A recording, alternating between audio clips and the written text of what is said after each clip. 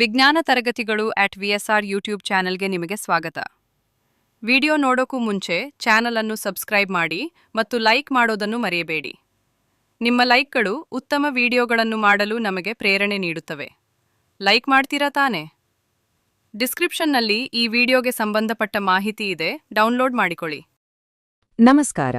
ನಮ್ಮ ಸುತ್ತಮುತ್ತ ಇರೋ ಈ ಜಗತ್ತು ಅಬ್ಬಾ ಎಂಥ ಅದ್ಭುತ ಅಲ್ವಾ?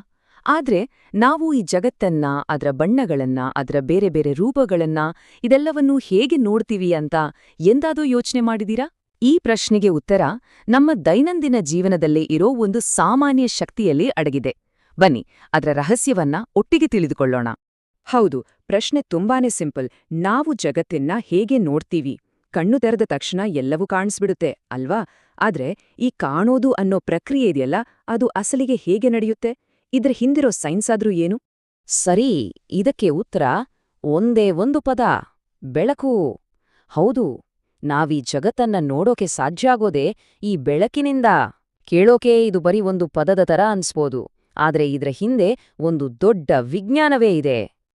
ಹಾಗಾದ್ರೆ ಬನ್ನಿ ಮೊದ್ಲು ಈ ಬೆಳಕು ಅಂದ್ರೇನು, ಅದ್ರ ಬೇಸಿಕ್ ಗುಣಗಳು ಏನೇನು ಅಂತ ಅರ್ಥ ಮಾಡ್ಕೊಳ್ಳೋಣ.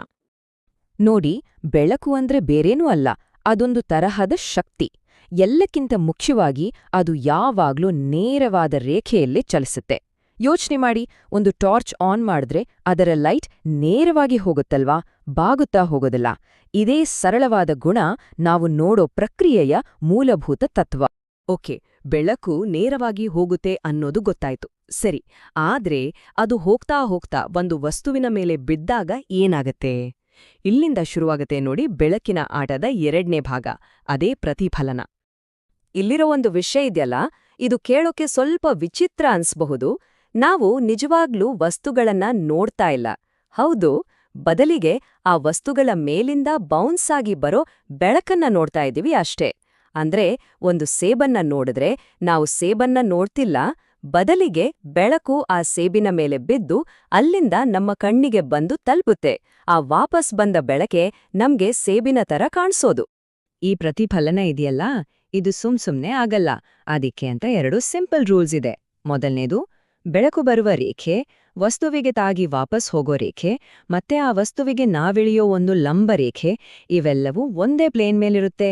ಇನ್ನು ಎರಡನೇ ಮತ್ತು ತುಂಬಾ ಇಂಪಾರ್ಟೆಂಟ್ ರೂಲ್ ಏನಂದ್ರೆ, ಬೆಳಕು ಎಷ್ಟು ಡಿಗ್ರಿ ಆಂಗಲ್ನಲ್ಲಿ ವಸ್ತುವಿನ ಮೇಲೆ ಬೀಳುತ್ತೋ ಎಕ್ಸಾಕ್ಟ್ ಆಗಿ ಅಷ್ಟೇ ಡಿಗ್ರಿ ಆಂಗಲ್ನಲ್ಲಿ ವಾಪಸ್ ಹೋಗುತ್ತೆ. ಸಿಂಪಲ್. ಸರಿ, ಈ ಪ್ರತಿಫಲನದಿಂದಾನೇ ನಮಗೆ ಪ್ರತಿಬಿಂಬಗಳು ಅಂದ್ರೆ ಇಮೇಜಸ್ ಕಾಣಿಸೋದು. ಇದರಲ್ಲಿ 2 ಥರ, ಒಂದು ನೈಜ ಪ್ರತಿಬಿಂಬ, ಇನ್ನೊಂದು ಮಿಥ್ಯಾ ಪ್ರತಿಬಿಂಬ. ಇವೆರಡಕ್ಕೂ ವ್ಯತ್ಯಾಸ ಏನು ನೋಡಿ. ಸಿನಿಮಾ ಥಿಯೇಟರ್ನಲ್ಲಿ ಸ್ಕ್ರೀನ್ ಮೇಲೆ ಕಾಣೋ ಚಿತ್ರ ಇದೆಯಲ್ಲ, ಅದು ನೈಜ ಪ್ರತಿಬಿಂಬ, ಯಾಕಂದ್ರೆ ಅದನ್ನ ಪರದೆ ಮೇಲೆ ಹಿಡಿಬೋದು. ಆದ್ರೆ ನಾವು ದಿನಾ ನೋಡೋ ಕನ್ನಡಿಯಲ್ಲಿ ಕಾಣೋ ನಮ್ಮ ಮುಖ ಇದೆಯಲ್ಲ, ಅದು ಮಿಥ್ಯಾ ಪ್ರತಿಬಿಂಬ. ಅದನ್ನ ನಾವು ಸ್ಕ್ರೀನ್ ಮೇಲೆ ಹಿಡಿಯೋಕ್ಕಾಗಲ್ಲ, ಅದು ಕನ್ನಡಿ ಒಳಗಡೆ ಇದೆ ಅನ್ನೋ ಒಂದು ಭ್ರಮೆ ಅಷ್ಟೇ. ಇಲ್ಲಿವರೆಗೂ ನಾವು ಬೆಳಕು ಒಂದು ವಸ್ತುವಿಗೆ ತಾಗಿ ವಾಪಸ್ ಬಂದ್ರೆ ಏನಾಗುತ್ತೆ ಅಂತ ನೋಡಿದ್ವಿ. ಅದನ್ನ ಪ್ರತಿಫಲನ ಅಂತಾರೆ. ಆದ್ರೆ ಒಂದು ವೇಳೆ ಬೆಳಕು ವಾಪಸ್ ಬರೋ ಬದಲು ವಸ್ತುವಿನ ಒಳಗಡೆನೆ ಹಾದು ಹೋದ್ರೆ ಆವಾಗೇನಾಗುತ್ತೆ? ಇಲ್ಲೇ ಶುರುವಾಗೋದು ವಕ್ರೀಭವನದ ಕತೆ. ಇದನ್ನ ನಾವೆಲ್ಲರೂ ನೋಡಿರ್ತೀವಿ.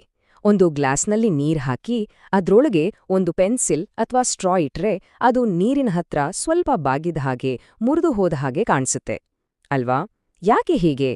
ಇದ್ರ ಹಿಂದೆಯೂ ಇರೋದು ಬೆಳಕಿನದ್ದೇ ಒಂದು ಆಟ. ಆ ಪೆನ್ಸಿಲ್ ಹಾಗೆ ಬಾಗಿದ ಹಾಗೆ ಕಾಣೋ ಕಾರಣನೇ ಈ ವಕ್ರೀಭವನ.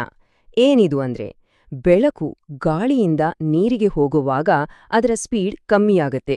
ಅಂದ್ರೆ ಒಂದು ಮಾಧ್ಯಮದಿಂದ ಇನ್ನೊಂದು ಮಾಧ್ಯಮಕ್ಕೆ ಹೋಗುವಾಗ ಅದರ ವೇಗ ಬದಲಾಗುತ್ತೆ. ಈ ಸ್ಪೀಡ್ ಚೇಂಜ್ ಆಗೋದ್ರಿಂದ ಬೆಳಕು ತನ್ನ ದಾರಿಯನ್ನ ಸ್ವಲ್ಪ ಚೇಂಜ್ ಮಾಡ್ಕೊಳ್ಳುತ್ತೆ, ಅಂದ್ರೆ ಸ್ವಲ್ಪ ಬಾಗುತ್ತೆ. ಇದನ್ನೇ ನಾವು ವಕ್ರೀಭವನ ಅಂತ ಕರೆಯೋದು. ಈ ವಕ್ರೀಭವನ ಅನ್ನೋದು ಬರೀ ಆ ನೀರ್ನ ಗ್ಲಾಸ್ನಲ್ಲಿರೋ ಮ್ಯಾಜಿಕ್ ಅಷ್ಟೇ ಅಲ್ಲ, ಇದು ನಮ್ಮ ಡೈಲಿ ಲೈಫ್ನಲ್ಲೂ ಇದೆ. ನಾವು ಹಾಕೋ ಕನ್ನಡಕ, ಅದ್ಭುತ ಫೋಟೋ ಕ್ಲಿಕ್ ಮಾಡೋ ಕ್ಯಾಮೆರಾದ ಲೆನ್ಸ್, ಯಾಕೆ ಆಕಾಶದಲ್ಲಿರೋ ನಕ್ಷತ್ರಗಳನ್ನ ಹತ್ತಿರದಿಂದ ತೋರಿಸೋ ಟೆಲಿಸ್ಕೋಪ್ ಕೂಡ, ಇವೆಲ್ಲವೂ ವರ್ಕ್ ಆಗೋದೇ ಬೆಳಕನ್ನ ಬೇಕಾದ ಹಾಗೆ ಬಾಗ್ಸೋ ಈ ವಕ್ರೀಭವನದ ತತ್ವದ ಮೇಲೆ. ಓಕೆ, ಇಲ್ಲಿಗೆ ನಮಗೆ 2 ಮುಖ್ಯ ವಿಷಯಗಳು ಗೊತ್ತಾಯ್ತು. ಒಂದು, ಬೆಳಕು ಹೇಗೆ ಬೌನ್ಸ್ ಆಗತ್ತೆ ಅನ್ನೋ ಪ್ರತಿಫಲನ. ಇನ್ನೊಂದು, ಬೆಳಕು ಹೇಗೆ ಬೆಂಡ್ ಆಗತ್ತೆ ಅನ್ನೋ ವಕ್ರೀಭವನ.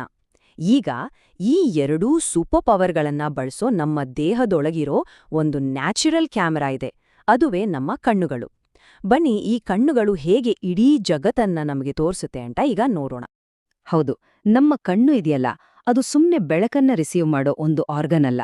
ಅದೊಂದು ಹೈಟೆಕ್ ನ್ಯಾಚುರಲ್ ಕ್ಯಾಮೆರಾ ಇದ್ದ ಹಾಗೆ.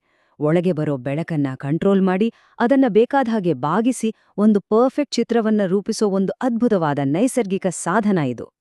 ನಮ್ಮ ಕಣ್ಣಿನೊಳಗೆ ನೋಡಿದ್ರೆ ಕಾರ್ನಿಯಾ, ಐರಿಸ್, ಕಣ್ಣುಪಾಪೆ, ಮಸೂರ ಅಂದ್ರೆ ಲೆನ್ಸ್ ಮತ್ತು ರೆಟಿನಾ ಅಂತ ತುಂಬಾ ಇಂಪಾರ್ಟೆಂಟ್ ಭಾಗಗಳಿವೆ.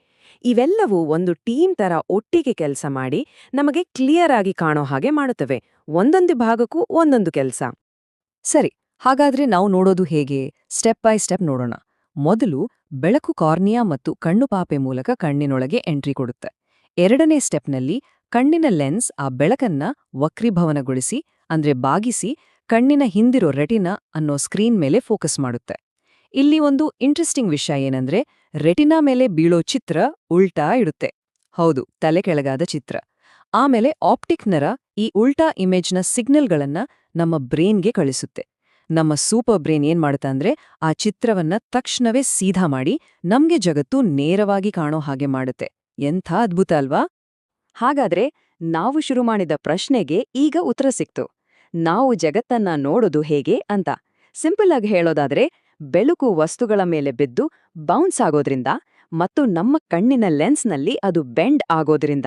ಈ ಎರಡು ಪ್ರಕ್ರಿಯೆಗಳಿಂದಾನೇ ನಮ್ಗೆ ಈ ಸುಂದರ ಜಗತ್ತು ಕಾಣೋಕೆ ಸಾಧ್ಯ ಆಗೋದು. ಆದ್ರೆ ಕಥೆ ಇಲ್ಲಿಗೆ ಮುಗಿದಿಲ್ಲ. ಇಲ್ಲೊಂದು ತಲೆಕೆಡಿಸೋ ಪ್ರಶ್ನೆ ಇದೆ. ವಿಜ್ಞಾನ ಹೇಳುತ್ತೆ ಬೆಳಕಿಗೆ ತನ್ನದೇ ಆದ ಬಣ್ಣ ಇಲ್ಲ ಅಂತ. ಹೌದಾ? ಹಾಗಾದ್ರೆ ನಮಗೆ ಕಾಣೋ ಈ ಕೆಂಪು, ನೀಲಿ, ಹಸಿರು ಈ ಬಣ್ಣಗಳೆಲ್ಲ ಎಲ್ಲಿಂದ ಬಂತು? ಇದು ಇನ್ನೊಂದು ದೊಡ್ಡ ರಹಸ್ಯ. ಇದರ ಬಗ್ಗೆ ಮುಂದೊಮ್ಮೆ ಮಾತಾಡೋಣ.